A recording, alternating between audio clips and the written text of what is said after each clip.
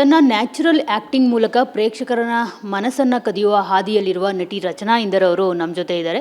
ಕಿಡಿ ಹೊತ್ತಿಸೋಕೆ ರೆಡಿಯಾಗಿರುವಂಥದ್ದು. ಸೊ ಅವ್ರನ್ನ ಮಾತನಾಡ್ಸೋಣ, ಏನು ಕಿಡಿ ಹೊತ್ತಿಸ್ತಾರೆ ಅಂತ ಹೇಳ್ಬಿಟ್ಟು. ಹಾಯ್ ರಚನಾ, ಹೇಗಿದ್ದೀರಾ? ನಾನು ಚೆನ್ನಾಗಿದ್ದೀನಿ, ನೀವು ಹೇಗಿದ್ದೀರಾ? ಸೂಪರ್ ಆಗಿದ್ದೀನಿ. ಏನಿದು ಕಿಡಿ ಹೊತ್ತಿಸೋಕೆ ರೆಡಿಯಾಗಿದ್ದೀರಾ ನೀವು ಮತ್ತು ನಿರಂಜನ್ ಅವರು? ಸಿನಿಮಾ ಹೆಸರು ಸ್ಪಾರ್ಕ್ ಆ್ಯಂಡ್ ಇದು ಸಿನಿಮಾಲ್ ಕೂಡ ಅಷ್ಟೇ ಇದು ಎನರ್ಜಿ ಇದೆ ಅಂತ ಹೇಳ್ಬೋದು.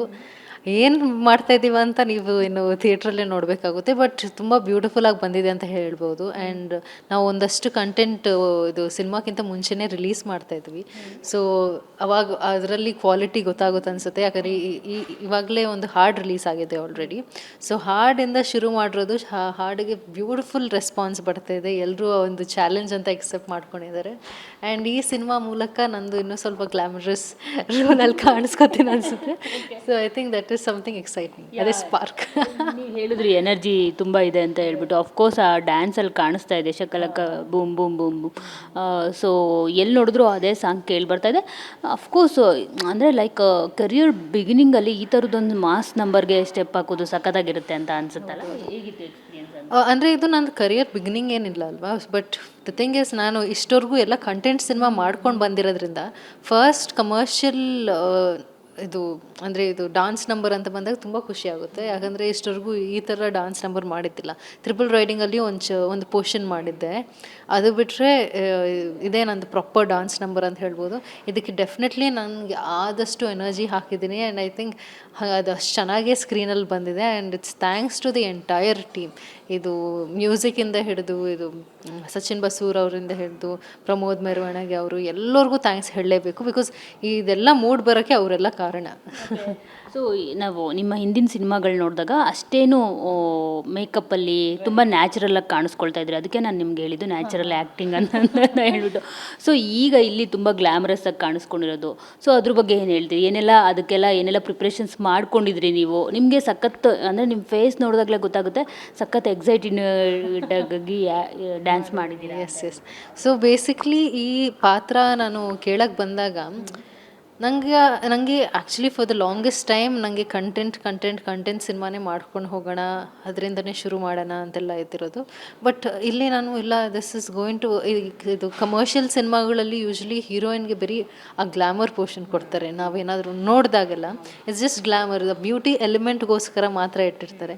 ಬಟ್ ಇಲ್ಲಿ ವಿತ್ ಬ್ರೈನ್ಸ್ ಅಂತ ತೋರಿಸ್ತಾರೆ. ಯಾಕಂದರೆ ಆ ಹುಡುಗಿ MBBS ಓದ್ತಾ ಇರ್ತಾಳೆ, ಡಾಕ್ಟರ್ ಆಗೋಕ್ಕಿರ್ತಾಳೆ. ಆ್ಯಂಡ್ ಇವಳಿಂದ ತುಂಬ ಇಂಪ್ಯಾಕ್ಟ್ಫುಲ್ ಆಗಿರುವಂಥ ಒಂದು ಪ್ಲಾಟೇ ಬರುತ್ತೆ ಸಿನಿಮಾಲಿ. ಸೊ ಈ ಪಾತ್ರದ ವ್ಯಾಲ್ಯೂ ತುಂಬ ಇದೆ, ಪ್ಲಸ್ ಗ್ಲಾಮರ್ ಇದ್ದಾಗ ಈ ಥರ ಸಿನಿಮಾ ಎಷ್ಟು ಸಿಗುತ್ತೆ? ಕಮರ್ಷಿಯಲ್ ಸಿನಿಮಾಲಿ ಇಷ್ಟು ಒಳ್ಳೆ ಇದು ಪಾತ್ರ ಹುಡುಗಿರಿಗೆ ಸಿಗಬೇಕಂದ್ರೆ it's very difficult. So I was like okay, ಎಲ್ಲ ಮಾಡಲೇಬೇಕು. And this will be a solid film for me to start off as a glamour heroine also ಅಂತ ಅಂದ್ಕೊಂಡು, ಪರವಾಗಿಲ್ಲ ಇದು ಗ್ಲಾಮರಸ್ ಆಗಿ ಫೈನಲಿ ಕಾಣಿಸ್ಕೊಳ್ಳೋಣ ಅಂತ ಅಂದ್ಕೊಂಡೆ. ಇದಕ್ಕಿಂತ ಮುಂಚೆ ಆ್ಯಕ್ಚುಲಿ ಹೇಳಬೇಕಂದ್ರೆ ಬೇರೆ ಸಿನಿಮಾಗಳಲ್ಲೆಲ್ಲ ನಾನು ಜಾಸ್ತಿ ಮಿರರ್ನೂ ನೋಡ್ಕೋತಾ ಇದ್ದಿಲ್ಲ. ಯಾಕಂದರೆ I was so involved in ಇದು ಫಾರ್ ಎಕ್ಸಾಂಪಲ್ ಲವ್ 360 ಸಿನಿಮಾಲಿ ಅವಶ್ಯಕತೆನೇ ಇಲ್ಲ ಮಿರರ್ ನೋಡ್ಕೊಳ್ಳೋದು.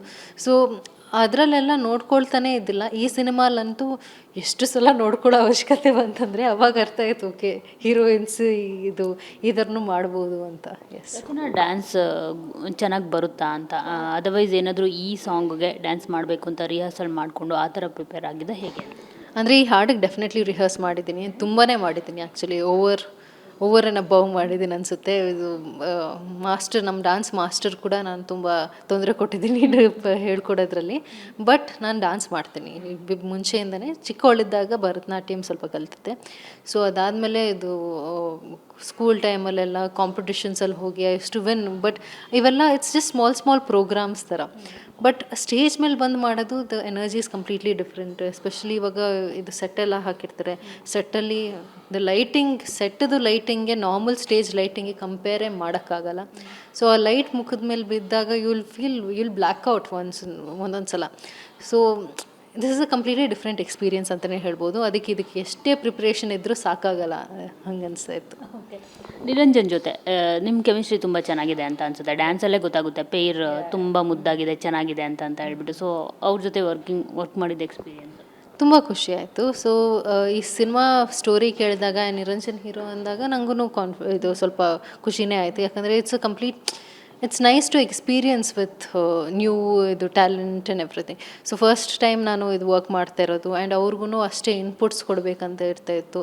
ಅವರು ಇದು ಹಿಂಗೆ ಮಾಡೋಣ ಅಂತಿದ್ರು. ನಾನು ಹೌದು ಹಿಂಗೂ ಮಾಡ್ಬೋದು, ಯಾವುದೇ ಇದು ರೋಲ್ ಆದ್ರೂ ಯಾವುದೇ ಸೀನ್ ಆದ್ರೂ ಒಂದಷ್ಟು ಡಿಸ್ಕಸ್ ಮಾಡ್ತಾಯಿದ್ವಿ. ಸೊ ಆ ರ್ಯಾಪು ಚೆನ್ನಾಗಿ ಮೇಂಟೈನ್ ಮಾಡ್ತಾಯಿದ್ವಿ. ಆ್ಯಂಡ್ ಈ ಹಾಡು ಅಂತ ಬಂದಾಗ ಐ ಥಿಂಕ್ ನಾವು ಇದಕ್ಕಿಂತ ಮುಂಚೆ ಪ್ರಾಕ್ಟೀಸ್ ಮಾಡಿದಾಗ ಕೂಡ ಒಟ್ಟಿಗೆ ಪ್ರಾಕ್ಟೀಸ್ ಮಾಡಿರೋದ್ರಿಂದ ನಮಗೆ ಒಬ್ರದ್ದೊಬ್ಬರು ಎನರ್ಜಿ ಗೊತ್ತಾಗ್ತಾಯಿತ್ತು.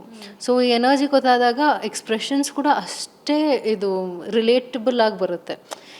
ಇಲ್ಲ ಅಂದರೆ ಇದು ನಾನು ಒಂಥರ ಎಕ್ಸ್ಪ್ರೆಷನ್ಸ್, ಅವರು ಒಂಥರ ಎಕ್ಸ್ಪ್ರೆಷನ್ಸ್ ಕೊಟ್ಟು ಹೋದರೆ ಇದು ಸರಿ ಬರಲ್ಲ. ಸೊ ಆ ಸಾಂಗಲ್ಲಿ ಕೂಡ ಹಾಗೆ ಬರ್ತಾಯಿತ್ತು. ಎಸ್.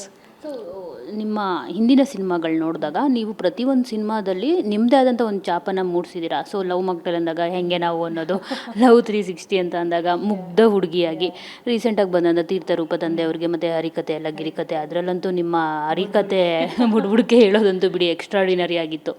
ಈವನ್ ರಿಷಬ್ ಸರ್ ಕೂಡ ಹೋಗಲಿದ್ರು ನಿಮಗೆ, ಒಂದೇ ಟೇಕಲ್ಲಿ ಮಾಡಿದ್ರು ಅಷ್ಟು ದೊಡ್ಡ ಇದನ್ನು ಅಂತ ಹೇಳ್ಬಿಟ್ಟು. ಸೊ ಈಗ ಇಲ್ಲಿ ನಿಮ್ಮ ರೋಲ್ಗೆ ನೀವು ಹೇಳಿದ್ರಿ ಗ್ಲಾಮರಸ್ ರೋಲಲ್ಲಿ ಕಾಣಿಸ್ಕೊಂಡಿಲ್ಲ, ಈಗ ಗ್ಲಾಮರಸ್ ರೋಲಲ್ಲಿ ಕಾಣಿಸ್ಕೊಳ್ತಾ ಇದ್ದೀನಿ ಅಂತ. ಅದ್ರ ಜೊತೆಗೆ ಮೇ ಬಿ ನೀವು ನಿಮ್ಮ ಪಾತ್ರಕ್ಕೆ ಇಂಪಾರ್ಟೆನ್ಸ್ ಇರೋದಕ್ಕೇ ಒಪ್ಕೊಂಡಿರ್ತೀರಾ ಅಂತ ಅನಿಸುತ್ತೆ. ಎಷ್ಟು ಇಂಪಾರ್ಟೆನ್ಸ್ ಇದೆ ನಿಮ್ಮ ಪಾತ್ರಕ್ಕೆ ಈ ಸಿನಿಮಾದಲ್ಲಿ ಅಂತ? ತುಂಬಾ ಇಂಪಾರ್ಟೆನ್ಸ್ ಇದೆ. ಐ ಥಿಂಕ್ ಈ ಸಿನಿಮಾಲಿ ಒನ್ ಆಫ್ ದ ಮೇನ್ ಪ್ಲಾಟ್ಸ್ಗೆ ಇಂಪ್ಯಾಕ್ಟ್ ಬರೋದಕ್ಕೆ ಕಾರಣ ಇವಳೊಬ್ಳಾಗಿರ್ತಾಳೆ, ಈ ಒಂದು ಕ್ಯಾರೆಕ್ಟರ್ ಆಗಿರುತ್ತೆ. ಆ್ಯಂಡ್ ನಾನು ಮಹಂತೇಶ್ ಸರ್ಗೆ ಯಾವಾಗಲೂ ಹೇಳ್ತಿದ್ದೆ, ಇವಳನ್ನ ಬಕ್ರಾ ಮಾಡ್ತಾಯಿದ್ದೀರಾ ನೀವು, ಸಿನಿಮಾಲಿ ಬಕ್ರಾ ಮಾಡ್ತಾಯಿದ್ದಾಳೆ ಈ ಕ್ಯಾರೆಕ್ಟರ್ನ ಅಂತ ಹೇಳ್ತಿದ್ದೆ. ಬಟ್ ಇಲ್ಲ, actually it has a extremely important part. ಇದು ಹೋಗ್ತಾ ಸಿನಿಮಾಲಿ ಒಂದಷ್ಟು ಪ್ಲಾಟ್ಸ್ ಇವೆ ಆ್ಯಂಡ್ ಒಂದಷ್ಟು ಸರ್ಪ್ರೈಸ್ ಎಲಿಮೆಂಟ್ಸ್ ಇವೆ. ಇದನ್ನು ನೀವು ಟಿ ವಿಯಲ್ಲಿ ನೋಡಿದ್ರೆ ಅಲ್ಲ, ಥಿಯೇಟ್ರಲ್ಲಿ ನೋಡಿದ್ರೇ ಆ ಮಜಾ ಬರೋದು. ಥಿಯೇಟ್ರಲ್ಲಿ ಹೋಗಿ ನೋಡಿದಾಗ ಆ ಸರ್ಪ್ರೈಸ್ ಎಲಿಮೆಂಟ್ ನೀವು ನೋಡೋದು ನಮಗೂ ನೋಡಬೇಕು. ಸೊ ನಾವು ಬಂದು ಥಿಯೇಟ್ರಲ್ಲಿ ಅವಾಗವಾಗ ಬಚ್ಚಿಟ್ಕೊಂಡು ನೋಡ್ತಾ ಇರ್ತೀವಿ ನೀವು ನೋಡೋದನ್ನು. ಸೊ ಪ್ಲೀಸ್ ಬನ್ನಿ ನೋಡಿ, ಯಾಕಂದರೆ it has a lot of surprise elements. And ಈ ಪಾತ್ರಕ್ಕೂ ಅಷ್ಟೇ ಇಂಪಾರ್ಟೆನ್ಸ್ ಕೊಟ್ಟಿದ್ದಾರೆ ಅವರು. ಸ್ಟಾರ್ಟಿಂಗಿಂದ ಎಂಡಿಂಗ್ವರೆಗೂ ಎಷ್ಟು ಇಂಪ್ಯಾಕ್ಟ್ ಮಾಡುತ್ತಂದರೆ ಐ ಥಿಂಕ್ ಹೀರೋ ಮತ್ತು ಇದು ವಿಲನ್ಗೂ ಕಮ್ಮಿ ಇಲ್ಲ ಇದರಲ್ಲಿ. ಎಸ್. MBBS ಸ್ಟೂಡೆಂಟ್ ಡಾಕ್ಟರ್ ಇದು ಆಗಬೇಕಿನ್ನು ಪ್ರಾಸೆಸ್ಸಲ್ಲಿ. ಎಸ್. ಸೊ ಡಾಕ್ಟರ್, ನನಗೆ ಫೀವರ್ ಇದೆ, ಒಂದು ಟ್ಯಾಬ್ಲೆಟ್ ಪ್ರಿಸ್ಕ್ರಿಪ್ಷನ್ ಕೊಡಿ. ಏನು ಕೊಡ್ತೀರಾ? ಟ್ಯಾಬ್ಲೆಟ್ ಅಂದರೆ ಏನು, ಈ ಡಾಕ್ಟರ್ಸ್ ಡೋಲೋ ಕೊಡ್ತಾರೆ ಮತ್ತು ಅಜಿಥ್ರೊಮೈಸಿನ್, ಇನ್ನೇನು ಕೊಡೋದು, ಸಾಕು ಬಿಡಿ, ಇಲ್ಲಾಂದರೆ ಕಿಡ್ನಿ ಲಿವರ್ ಹೋಗ್ಬಿಡುತ್ತೆ.